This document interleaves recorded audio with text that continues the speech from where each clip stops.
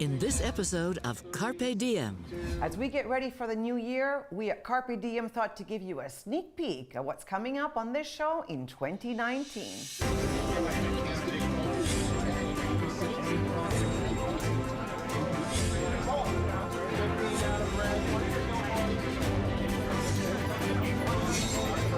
Carpe Diem, seizing the day for Canadians as we age.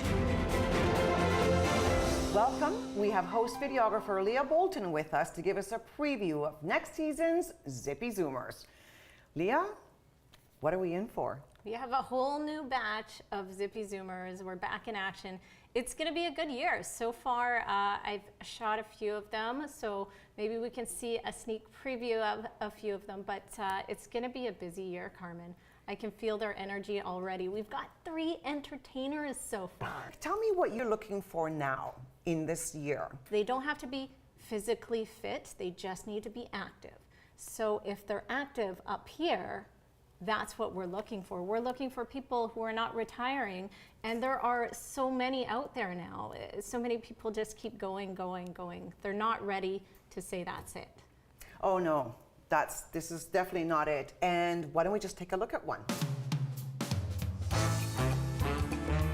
And starter Larry Clark sends him on the way in the first of 12 on this Friday night. You started in this industry when you were 25. Well, it was interesting how it all evolved. Dad worked for the paper for the Vancouver Sun, covered the races out here at Fraser Downs, and they needed somebody just to do Saturdays originally. As they wheel by us for the first time, glimpse of goodness, debut on the board, shows the way. Leah, he's a perfect example of Zoomers still working. And he loves his job. Yeah. He was telling me nobody was getting his hands on that job. There's so many young people gunning for it. I said, no way. No, I'm going to keep going. This is my gig. I created it. So. And you know, and this is the thing about some of the Zoomers that you showcase, is that they've worked hard for whatever they have now. Yeah, think about Mary Carter. She had this very distinct candy shop over in Richmond for years and years and years, and she built up her clientele. And then it was only recently where she shut it down, and you would have thought, okay, she's retiring because she's getting older, she's in her 80s. But no, instead she opened up a shop in Langley, and that's not an easy thing to do, no matter what age, to start a new business. Yeah. And I said, you know, well, why did you do this? Why didn't you just retire? She said, well, no, they need this here. This is my home. What else would I do? What other subjects have you covered? I'm excited about 2019. Well, I was talking about there are quite a few entertainers as well. Singers like Salve, there's dancers like Carol, and there are volunteers, more volunteers. Lynn Katie, she's a volunteer. Mind you, she's a crazy athletic. She's working out all the time with personal trainers. Speaking of fitness, why don't we take a look at this? It's such a big part of being a Zippy Zoomer. Good job. 2 more. Try that one. It's a good workout. It's a good workout. And then I do lots on my own as well as my designated hours.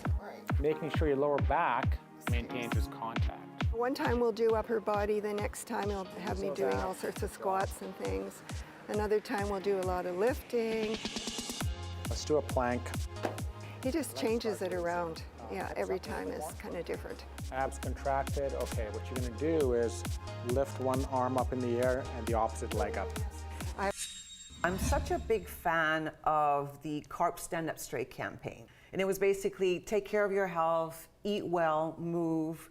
And I know that through Zippy Zoomer, we showcase a lot of the success stories. We do, and for me, the tough part is keeping up. Because as you see in some of them, I need to participate. I'm not quite the same age as most of them, well, actually all of them, but I can't believe how much energy.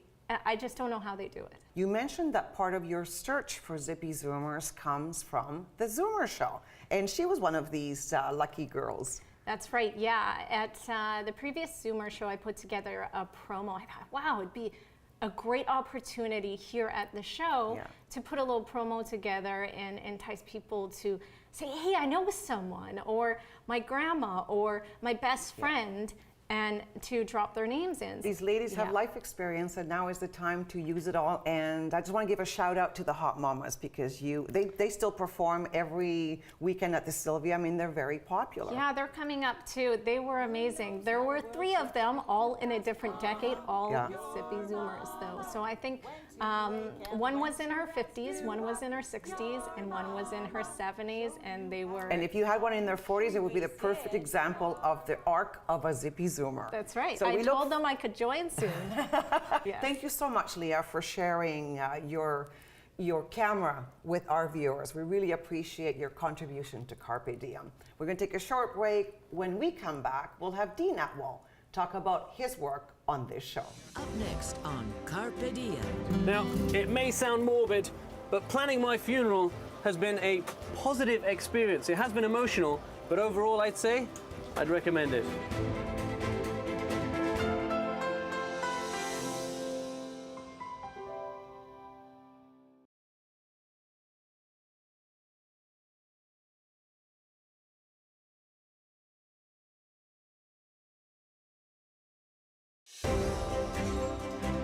Carpe Diem. Seizing the day for Canadians as we age. Welcome back. Host videographer Dean Atwell is with us now to share some of his upcoming stories. And I want to ask you, how do you feel about aging, Dean? Working on this show has certainly changed my perspective on aging, and certainly as a journalist it changes. You have to be careful with your verbiage. So what I found is that, you know, saying elderly or even using the word still getting on with age or anti-aging, there's a lot of marketing out there. That's a no. You can't say anti-aging. It implies that aging is a bad thing. It's negative. So it's changed my behaviors in the way that I maybe speak or display how we look at growing older and maturer in my stories. You've done some amazing work with us, and some of it was very delicate. And I want to show you this clip. We're here in South Surrey at Victory Memorial Park learning about funeral arrangements. Now, most people find it hard to talk about, but there is a growing trend when it comes to funeral planning and death.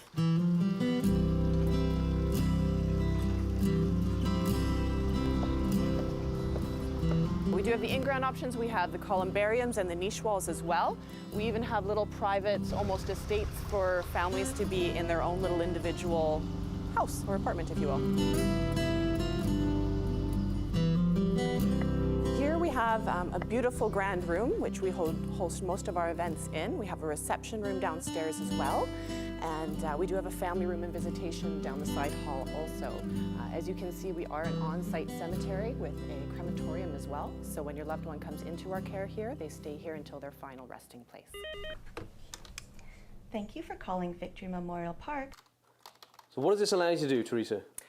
This actually allows us to present all the options to you, and then you can just let us know what works for you and what doesn't, and that's how we'll build what sort of celebration would be best for you. When I'm talking about my funeral, I'm thinking a celebration of life. So what are the kind of things that I'd be looking at? We would definitely try to personalize it in the sense of food, music, keepsakes, takeaways for people to take home, what your hobbies and interests were. Keepsakes? Sorry, I'm going to stop you right there. Yes. So like at a wedding when you have keepsakes on the table. Absolutely. That's interesting. I've never considered that. Yeah. So like what? What would that be? I can show you. We have some families that choose to do little keepsake personalized wine bottles, golf ball insignias on them, flowers to take home and plant in memory of their loved one. Anything like that, just little things where they're going to walk in and say, oh my gosh, I remember that Dean loved this. Mine would probably be a beer mug. There you go. Now, it may sound morbid, but planning my funeral has been a positive experience. It has been emotional, but overall, I'd say I'd recommend it.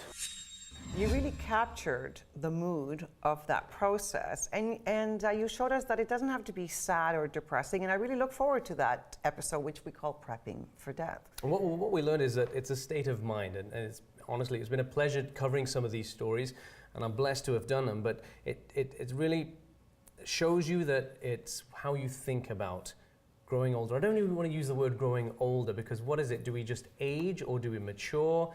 Got to be careful about the words we use. Yeah, no, I wouldn't want to.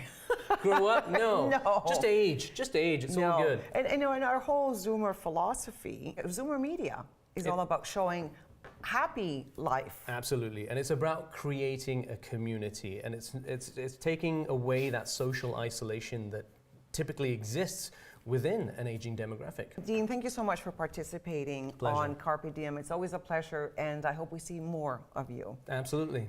We're taking a short break. When we come back, we're talking about the Zoomer shows.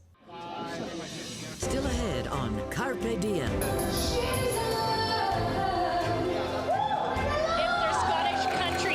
Are you going to dance away with them?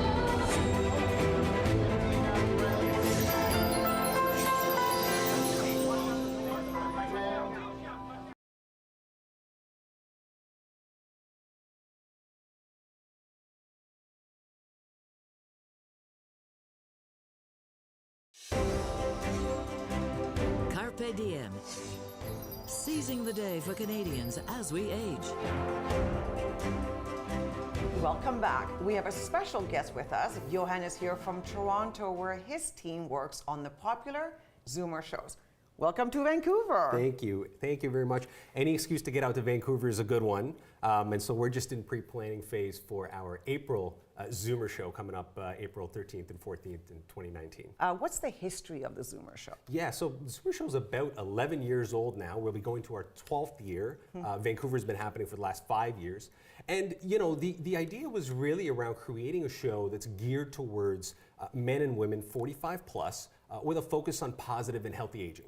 And that was something that was missing in the market. So you had, you know, the home show and your auto show and your garden show, but there wasn't something that was all-encompassing for that demographic. And so that's really what spurred on the Zoomer show. And, you know, with tens of thousands of people in attendance, it's just kind of grown and evolved over the years. And you could see for yourself as a host as well how it's grown. It sure gets busier every year. Why don't we show you a clip of what happens on the floor? The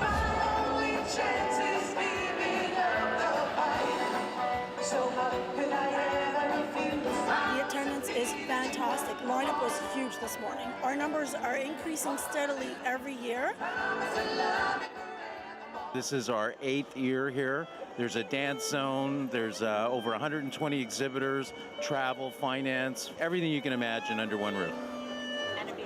Folds up, airline approved, goes on cruise ships, and it weighs 27 pounds. How fast does it go? The real question. Really, really fast. I lost all my hair doing this, buddy, doing this, so. We do a teeth whitening right here at the show. They enable us to do that, and it's just great. Love it. Oh, you know what? I like that. Awesome. It's a big range of people, that's for sure. We've got some baby boomers here and big range. Nanovibration technology. It works at the subatomic level. So at the nano level, it's working with the cells and the frequencies. So it gets the blood circulating better, helps with pain and inflammation. It's helped many people.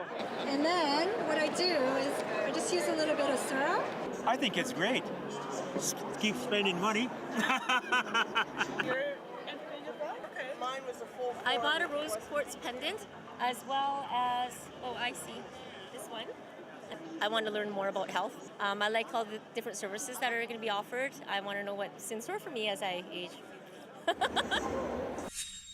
I see a lot of shopping bags. Absolutely. It's equal parts sort of retail and shopping, equal parts education, and then, of course, all-day entertainment over the course of the 2 days. You